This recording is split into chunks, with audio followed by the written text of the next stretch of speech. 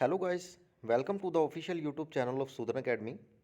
आज की इस वीडियो में हम बात करने वाले हैं इंडिया पोस्ट की बम्पर वैकेंसी की, जो कि हाल ही में अभी रिलीज़ हुई है। इस पोस्ट का नाम है ग्रामीण डाक सेवक। हर साल लगभग इस वैकेंसी को नोटिफिकेशन इंडिया पोस्ट के द्वारा आता है और इस साल भी आया है। इस साल लगभग इंडिया पोस्ट के द्वारा 40,889 जो इसमें पोस्ट हैं उनका नोटिफिकेशन आया है। आज की इस वीडियो में हम डीपली बात करेंगे इस वैकेंसी के बारे में। क्या इसका क्वालिफ़िकेशन रहेगा, इसका एलिजिबिलिटी क्राइटेरिया क्या रहेगा, और अगर आप इस पोस्ट पर लगना चाहते हैं तो आपके 10th क्लास में कितने मार्क्स होने चाहिए। आप इस वीडियो को एंड तक ज़रूर देखिए। ऑफिशियल नोटिफिकेशन के साथ हम इस वीडियो पर बात करने वाले हैं और इस पोस्ट में कितनी परसेंटेज जो है वो ज़रूरी है, उसके लिए हम डीपली यहाँ पे बात करने वाले हैं। तो बिना टाइम गवाए आइए बात स्टार्ट करते हैं ऑफिशियल नोटिस के साथ। ये है ऑफिशियल नोटिस ग्रामीण डाक सेवक का, जिसे हम जीडीएस भी कहते हैं। अगर आप इस पोस्ट के लिए अप्लाई करना चाहते हैं तो आप 27 जनवरी 2023 से अप्लाई करना शुरू करेंगे। आइए इसको हम डीपली अब स्टडी करते हैं और इस वीडियो के बाद हम एक आइडिया लगा पाएंगे कि हमारा एक सेफ स्कोर क्या रहेगा और क्या हमें इस पोस्ट के लिए जाना चाहिए या फिर नहीं। देखिए, आपका ये जो फॉर्म है रजिस्ट्रेशन का, आप इसका रजिस्ट्रेशन कर सकते हैं 27 जनवरी 2023 से 16 फरवरी 2023 तक। और अगर आपको अपने फॉर्म में कोई करेक्शन करवाना है तो वो आप 17 फरवरी 2023 से 19 फरवरी 2023 तक कर सकते हैं। बहुत ही इम्पोर्टेंट पोस्ट है और इस पोस्ट पर काफ़ी बच्चे लगते हैं और सबसे आसान जो क्राइटेरिया है मेरे हिसाब से जीडीएस में लगने का ही होता है। देखिए, इसमें आपकी सैलरी का भी एमोल्यूमेंट दे रखा है। जैसे कि आपकी कैटेगरी है बीपीएम, उसकी जो आपका स्लैब रहेगा 12,000 से 29,380। यहाँ पर बीपीएम का मतलब होता है ब्रांच पोस्ट मास्टर। और दूसरी आपकी कैटेगरी है एबीपीएम की या फिर डाक सेवक। एबीपीएम पीएम होता है असिस्टेंट ब्रांच पोस्ट मास्टर, और डाक सेवक वो होते हैं जो पोस्ट मास्टर हमारे घर पर डाक लेकर के आते हैं, उनको हम डाक सेवक कहते हैं। उनका जो यहाँ पर स्लैब है वो लगभग 10,000 से 24,470 रुपये का है। तो इन दोनों पोस्टों में सबसे पहले हम फ़र्क समझते हैं कि बीपीएम होता क्या है। बीपीएम होता है ब्रांच पोस्ट मास्टर। इसका जो मेनली आपका वर्किंग रोल होता है वो पोस्ट ऑफिस के अंदर होता है। चाहे वो ऑफिशियल काम हो, चाहे वो ऑफिशियल डाक की इकट्ठा करना हो उस डाक को, या जो भी ऑफिस से जुड़ा हुआ रिलेटेड काम है वो ऑफिस के अंदर जो करता है उसको बीपीएम कहते हैं, ब्रांच पोस्ट मास्टर। और यहाँ पे दूसरे पे आ जाता है डाक सेवक। डाक सेवक आपका पोस्ट मास्टर ही है। जैसे कोई भी पोस्ट पोस्ट ऑफिस से रिलीज़ होती है, मान लीजिए किसी के घर पर कोई लेटर देना है, तो जो लेटर लेकर के आएगा जिसको हम पोस्ट मास्टर कहते हैं उसी को ये डाक सेवक कहते हैं यहाँ पे। तो डाक सेवक पोस्ट मास्टर सेम सेम ही है, कंफ्यूज नहीं होना इसमें। तो अगर हम बात करते हैं आगे, तो इसमें ऑफिशियल नोटिफिकेशन में पूरा वर्किंग रूल दे रखा है कि ब्रांच पोस्ट मास्टर का क्या रोल होता है, और आगे जैसे कि एबीपीएम का क्या रोल होगा, डाक सेवक का क्या रोल होगा। तो अब बात करते हैं यहाँ पे एलिजिबिलिटी क्राइटेरिया की। देखिए, यहाँ पर एलिजिबिलिटी क्राइटेरिया बहुत ज़्यादा बड़ा है। मिनिमम एज आपकी 18 साल होनी चाहिए, यानी कम से कम अगर आप 18 साल के हैं तब आप इस पोस्ट के लिए अप्लाई कर सकते हैं। मैक्सिमम एज आपकी 40 साल की होनी चाहिए। 40 साल से अगर आप ऊपर हैं, मान लीजिए आप 41 ईयर्स के हैं, तब आप इस पोस्ट के लिए अप्लाई नहीं कर पाएंगे। और यहाँ पर कुछ सरकारी जो आपको हिदायतें दे रखी हैं वो भी यहाँ पे बताई गई हैं। मान लीजिए शेड्यूल कास्ट शेड्यूल ट्राइब के जो बच्चे हैं उनको यहाँ पर रिलैक्सेशन मिलता है एज में 5 साल का। बीसी जो होते हैं अदर बैकवर्ड क्लासेस के बच्चे, उनको 3 साल का है। और इकोनॉमिकल वीकर सेक्शन ईडब्ल्यूएस, जो आर्थिक रूप से कमज़ोर फैमिलीज़ या बच्चे होते हैं, उनको कोई भी यहाँ पर रिलैक्सेशन नहीं है। और जो जनरल कैटेगरी के बच्चे होते हैं उनको भी एज में कोई रिलैक्सेशन यहाँ पर नहीं है। और चौथा पॉइंट है यहाँ पे पर्सन विद डिसेबिलिटी, पीडब्ल्यूडी कहते हैं, उनको 10 साल का यहाँ पे रिलैक्सेशन है। Person with disability plus OBC, अगर वो बच्चा डिसेबल भी है और ओबीसी कैटेगरी से आता है तो उसको 13 साल का यहाँ पे रिलैक्सेशन है। और पर्सन विद डिसेबिलिटी, पीडब्ल्यूडी और वो बच्चा SC या ST कैटेगरी से आता है, उनको यहाँ पे 15 साल का रिलैक्सेशन है। आगे हम बात करेंगे, जो सबसे मेन बात होती है कि इस भर्ती का प्रक्रिया क्या रहेगी, सिलेक्शन की प्रक्रिया। सबसे पहले एजुकेशन क्वालिफ़िकेशन पर हम आएंगे। तो यहाँ पे आपकी 10th पास होना ज़रूरी है।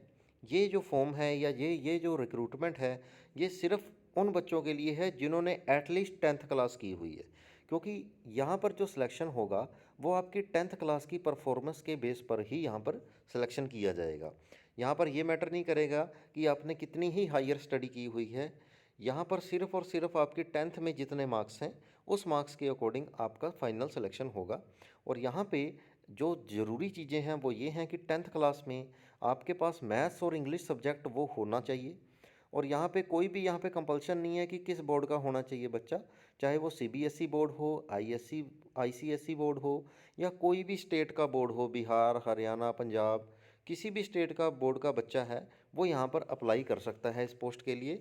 बस हाँ, एक चीज़ ज़रूर है, आप जिस भी रीज़न से अप्लाई कर रहे हैं, यहाँ पे पॉइंट पे मेंशन भी है, आपको वहाँ की लोकल लैंग्वेज ज़रूर आनी चाहिए। मान लीजिए आप हरियाणा से हैं तो आपको हिंदी ज़रूर आनी चाहिए। आप पंजाब से हैं तो आपको पंजाबी ज़रूर लोकल लैंग्वेज समझनी और बोलनी आनी चाहिए। अगर आप असम से हैं तो आपको असमीज़ आनी चाहिए। और जो दूसरी क्वालिफ़िकेशन है, देखिए क्वालिफ़िकेशन इसमें कोई ज़्यादा हार्ड नहीं है। यहाँ पे बेसिक्स क्वालिफ़िकेशन है, आपको कंप्यूटर की नॉलेज होनी चाहिए, और दूसरा आपको साइकिल चलाना यहाँ पर आना चाहिए। ये ज़रूरी है, क्योंकि अगर आपकी मान लीजिए डाक सेवक में यहाँ पे रिक्रूटमेंट होती है तो वहाँ पे आप अगर बाईसाइकिल यूज़ करेंगे तो वो आपको आना ही चाहिए। तो जो अब बात आती है सिलेक्शन क्राइटेरिया की, the applicant will be short listed. देखिए यहाँ पर इस भर्ती में कोई भी आपको एग्ज़ाम नहीं देना, ये एग्ज़ाम वाली भर्ती नहीं है। यहाँ पे सिर्फ़ और सिर्फ आपने अपना फॉर्म भरना है, और जब आप फॉर्म भर देंगे तो फाइनल सिलेक्शन आपका आपकी 10th क्लास के नंबर के बेस के ऊपर होगा। आपकी कैटेगरी के अकॉर्डिंग, चाहे आप जनरल में हैं, OBC में, SC ST में आएँ, और जिस आप एरिया से भर रहे हैं और उस एरिया में कितनी पोस्ट है, उसके अकॉर्डिंग आपको जो नंबर मिले हैं 10th क्लास में, अगर आप उसकी कट ऑफ को पास आउट कर रहे हैं तो आपका सिलेक्शन हो जाएगा। मान लीजिए यहाँ पे कोई बच्चा हरियाणा से फॉर्म भर रहा है और वो जनरल कैटेगरी से आता है, और हरियाणा में अगर जनरल कैटेगरी की कट ऑफ जा रही है 80%, यानी कि अगर उस बच्चे ने 10th क्लास में 80% स्कोर किया हुआ है तो उसका सिलेक्शन यहाँ पर हो जाएगा। अब यहाँ पे एक और प्रॉब्लम कई बच्चों के साथ ये होती है, जिन्होंने 10th की होती है, कई बच्चों का ग्रेडिंग सिस्टम में 10th हुआ है। मान लीजिए पहले की जो 10th होती थी उसमें प्रॉपर मार्क्स आते थे, बट कई बच्चों की 2009 या 2010 के सेशन में ग्रेडिंग सिस्टम वाली 10th थी, उनकी जो DMC पर उनके ग्रेड आए थे। तो यहाँ पे सिंपल इन्होंने बता रखा है, आपका जितना भी ग्रेड आया होगा, अगर आप 9.5 से उसे मल्टीप्लाई कर देंगे तो आपका टोटल वो परसेंटेज निकल करके सामने आ जाएगा। तो आपके लिए वो आसानी रहेगी आपको डिटेक्ट करने में कि आपका स्कोर क्या है 10th क्लास में। आगे हम अगर बात करें तो ये एक बेसिक सी जानकारियां हैं यहाँ पे आगे। पर अब मेन बात आती है कि कितने कट ऑफ आने की उम्मीद है या कितनी कट ऑफ हो सकती है, क्योंकि कई बच्चे यहाँ पर ये सोचेंगे कि यहाँ पे तो पोस्ट अगर ज़्यादा है तो यहाँ पे 10th क्लास में तो बहुत बच्चों ने ज़्यादा परसेंटेज ली है, क्योंकि जैसा कि हमें पता है कोरोना में काफ़ी बच्चों की 90+ परसेंटेज भी आई है, और लास्ट ईयर उसी के कारण कट ऑफ भी ज़्यादा गई थी। देखिए यहाँ पर बात जो मेन आ जाती है कट ऑफ की, वो ये रहता है, काफ़ी चीज़ों के ऊपर डिपेंड करती है कट ऑफ। अगर मान लीजिए आप ऐसे एरिया से भर रहे हैं जहाँ पे लिटरेसी रेट थोड़ा सा कम है, या जहाँ पे बच्चे इतने अवेयर नहीं हैं स्टडी को लेकर के, तो वहाँ पे ऑब्वियस सी बात है कि बच्चों का 10th का परसेंटेज भी कम आएगा। तो अगर वहाँ एरिया की बात की जाए तो आपका सिलेक्शन होने की वहाँ पे चांसेस ज़्यादा हैं। पर एक सेफ़ स्कोर जो है वो लगभग रहेगा, अगर मान लीजिए आपका 65 से ज़्यादा परसेंटेज बन रहा है 10th में, तब आप इस फॉर्म को भर सकते हैं। अगर आपका 60% से भी ज़्यादा स्कोर है, आप तब भी भर सकते हैं, क्योंकि भरने में आपका कोई ज़्यादा इसमें दिक्कत आएगी नहीं। जनरल कैटेगरी से हैं तो आपको यहाँ पे 100 रुपये लगेंगे, OBC के से हैं तो भी 100 रुपये लगेंगे, EW से हैं तो भी 100 रुपये लगेंगे। अगर आप SC ST से हैं, PWD से हैं, या आप वीमेन हैं, तब आपकी इस फॉर्म को भरने में कोई भी फ़ीस यहाँ पे नहीं लगेगी। तो फॉर्म मेरे हिसाब से आप सभी को भर देना चाहिए, क्योंकि इसमें कोई एग्ज़ाम नहीं है और इसमें कई बार चांसेस होते हैं जिस एरिया से आप भर रहे हैं, मान लीजिए वो एरिया थोड़ा रूरल है, जहाँ पे लिटरेसी रेट कम है, तो वहाँ पे आपका फाइनल सिलेक्शन होने का काफ़ी चांस यहाँ पे रहता है।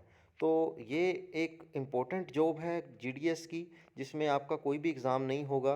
ये टोटली 10th की डीएमसी में आपके जितने मार्क्स हैं उसके बेस के ऊपर आपका फाइनल सिलेक्शन इसमें हो जाएगा।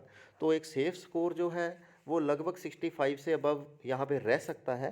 आप लास्ट ईयर की कट ऑफ अगर देखेंगे वो आपको 90 प्लस मिलेगी, बट आप अगर उसी के अकॉर्डिंग चलेंगे तो वो थोड़ा गलत भी हो सकता है। अगर आपके 65 अबव हैं तो आप एक बार फॉर्म को ज़रूर भरिए, हो सकता है आपके एरिया के अकॉर्डिंग क्या पता आपका नंबर इसमें आ जाए।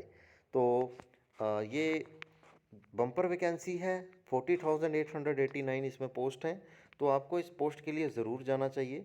मैं उम्मीद करता हूँ आपको यह वीडियो पसंद आया होगा। गवर्नमेंट जॉब की तैयारी करने के लिए, गवर्नमेंट जॉब की नोटिफिकेशन पाने के लिए सुदन अकेडमी से जुड़ें। Thanks for watching.